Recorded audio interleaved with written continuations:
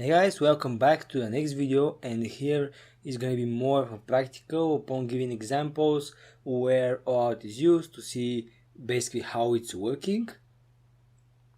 And I'm going to point you to the places where if you want to connect your application with some OAuth services, you should go there and follow the steps they provide. Because basically Facebook or Google, for example, are developing their APIs, they are developing and hosting their OAuth server, and they have a different usage of that APIs. They have different console APIs, they have different, even GUI is different, so you should go there and follow the documentation. The cool thing is that most of the services like Facebook, Google, Instagram, Twitter, LinkedIn, PayPal, and so on, many more, have their own APIs. So basically, no matter which service works for you, if it's Twitter, if it's Instagram, you should go there. Basically, the steps are quite the same. Read a bunch of documentation, see what's required, and just implement it at your own website. In most of the cases, even the services provide with pieces of code that you just copy and paste and just change the different variables for IDs.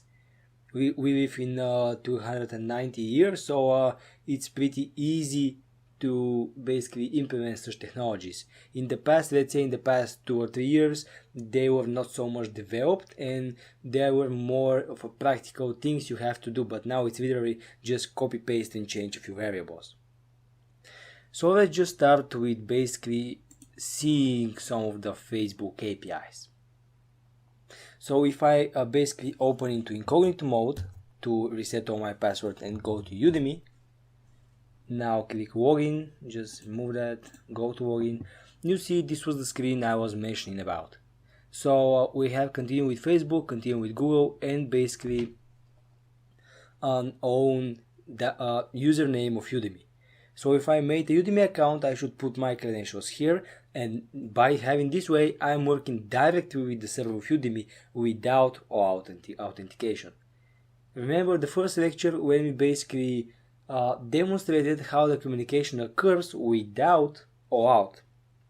I am the client running the web browser, the user I mean, running the web browser, I am directly accessing the web application I want, which helps my resources. In that case, the resources are the courses.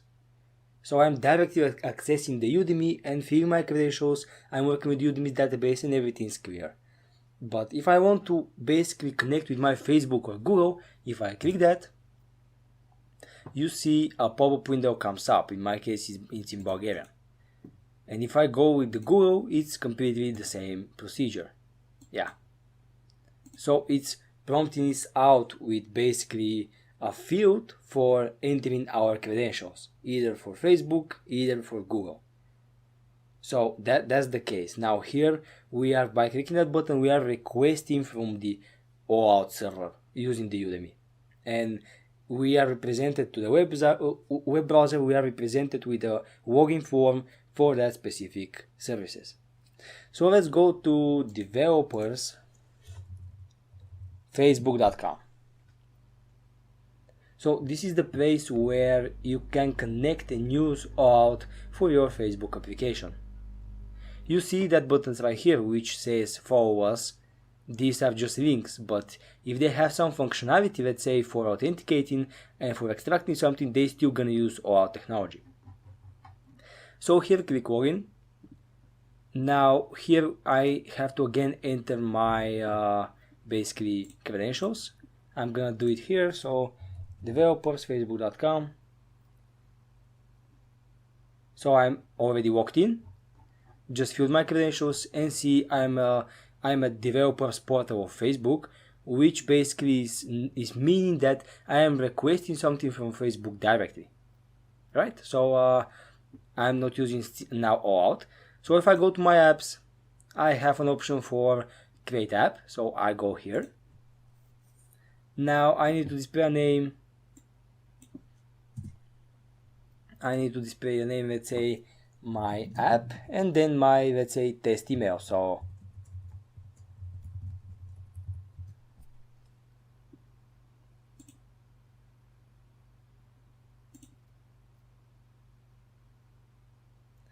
Okay, now as you can see, I'm logged in. I have my app created, and here I need to basically specify what API I need, what I'm gonna use in that app for, what is the audience, and so on. So basically these settings right here, select a scenario. This scenario is gonna get unique for your needs. So in that case, it's gonna say implement marketing API. And now my app is ready, the API is here, and this is the graph for controlling my API. So here you can see I can set up account kit, I can set up a messenger API here. So I can set up web payment, Instagram payment, and many more things. So by having these things, configure these things, your app is gonna have like a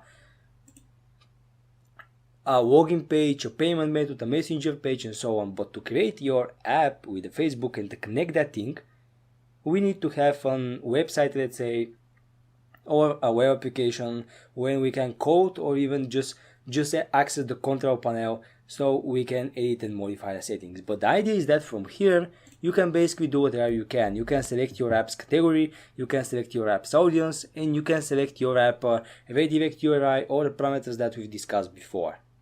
So upon setting these parameters, upon choosing what API your app is going to be using, you are ready to go, and on your application is going to get icon of Facebook or Messenger and so on. One good example of that API is that the Opera 2 for Messenger and WhatsApp. They are using quite the same way. Like if I go to Opera Messenger, let's just see the images. Yeah, here, see, we have the screen right here, the bar, and on the bar we have a messenger. So it's again third party, but it's made by OAuth connection. Okay, so now it's time to take a look over to Google. So type console.developers.google.com/project. So these are all the projects, all the, let's say, your APIs that you are using and can configure. As you can see, now I have a scrap map, a test, and for creating a new project, you can just select here. Then give it something like a name. In that case, I'm gonna leave it default one.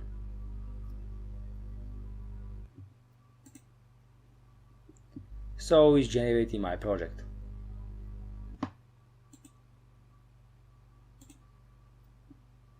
Just wait a little bit.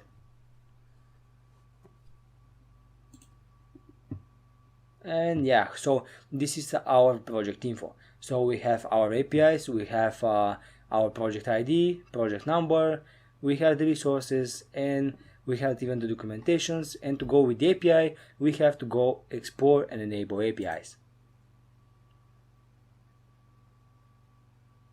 So I don't have an API. I'm gonna go to library where all the Google APIs are stored and see how much API we have.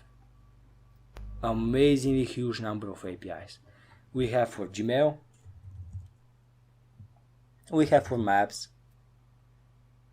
even maps on different operational systems. So these are just two examples of the APIs. So by selecting an API, just click enable.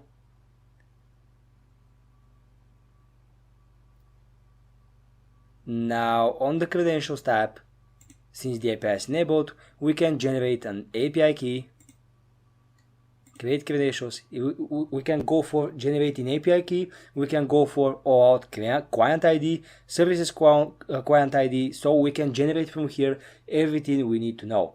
And keep in mind that your API key is secret and do not show to anyone, because anyone having the secret API key can use your API. Because as I said, the OAuth is working quite simple. The resource server do not care about who is requesting something, it's care about the key. So if someone has your key, he can simply just do all that he wants with that API without your knowledge, with all permission. So keep your API key to secret. That's one key figure. So you may ask why we are doing these things, like going to developers Google portal, go to developers Facebook portal. Yeah, that's a good question. I'm going to explain just in a few minutes.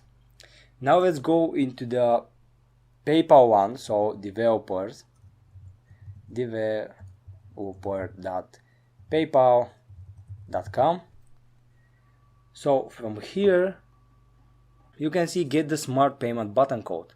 So these are the code we're gonna get in our website.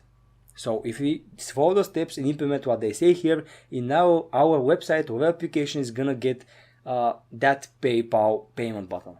So if I click here, nothing really happens because they are just a front-end one. So add this button code to your website to render the smart payment button. So basically this is the code for the front end, right? So now let's see how to integrate that.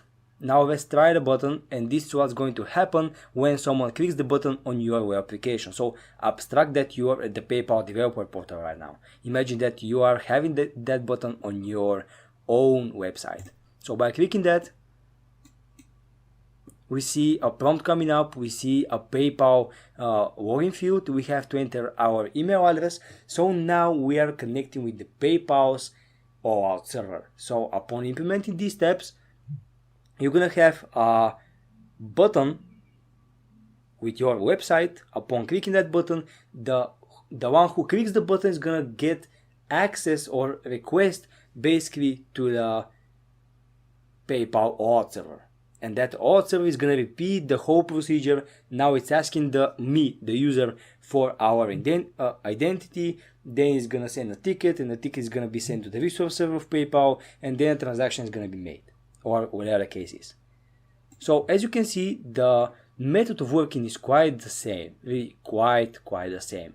So see, even there's a graph about how they are working. So we need to follow just the steps, import the code, and read the documentations, basically to render the buttons and to make the backend functionality of that buttons. So as you can see, the steps are quite the same. There's no much of a difference about which technology, which API you're using.